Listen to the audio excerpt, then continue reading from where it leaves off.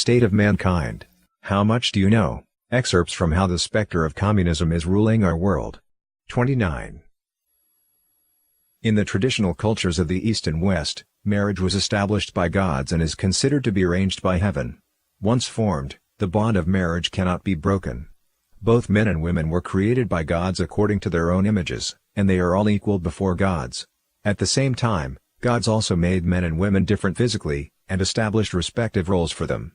In the Western tradition, women are the bone of men's bones and flesh of their flesh. A man must love his wife as though she were part of his own body, and if necessary, sacrifice himself to protect his wife.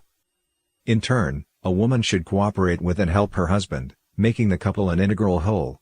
Men are responsible for working hard and making a living to support the family, while women suffer in childbirth. All this stems from the different original sins people carry. Similarly, in Eastern traditional culture, men are associated with the yang of yin and yang, which is symbolically connected with the sun and the sky, and which thus demands that they continuously strive to make progress and shoulder the responsibility of taking care of the family through hard times. Women belong to the yin principle, symbolically connected to the earth, which means they bear and nurture everything with great virtue. They should be yielding and considerate of others, and have the duty to support their husbands and educate their children. Only when men and women work well in their own roles can the yin and the yang be harmonized and children grow and develop in a healthy manner. Traditional families play the role of transmitting beliefs, morality, and maintaining the stability of society. The family is the cradle of belief and the bond for the transmission of values. Parents are the first teachers in children's lives.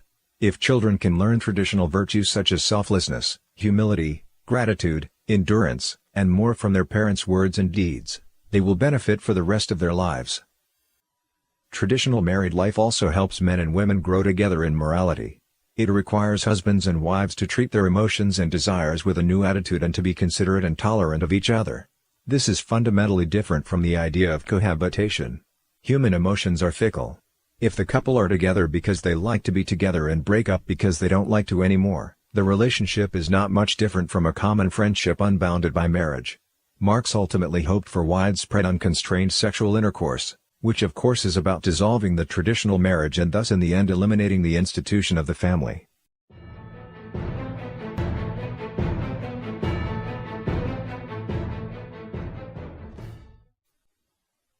Communism believes that the family is a form of private ownership. To eliminate private ownership, therefore, it follows that the family should also be eliminated. The original principle of communism regards economic factors to be key in determining the kind of family relationships formed. Contemporary Marxian Freudianism regards sexual desire as the key to questions associated with the family. The common characteristic of these two ideologies is their casting aside of basic human morality, their worship of materialism, desire, and pragmatic interests. All of this simply turns humans into beasts. It is a twisted ideology that has the effect of destroying the family by corrupting thought. The fantastic delusion that sits at the heart of communism is the doctrine of the liberation of mankind. This manifests not merely as supposed liberation in an economic sense, but also the liberation of mankind itself. The opposite of liberation, of course, is oppression. So where does the oppression that must be resisted come from?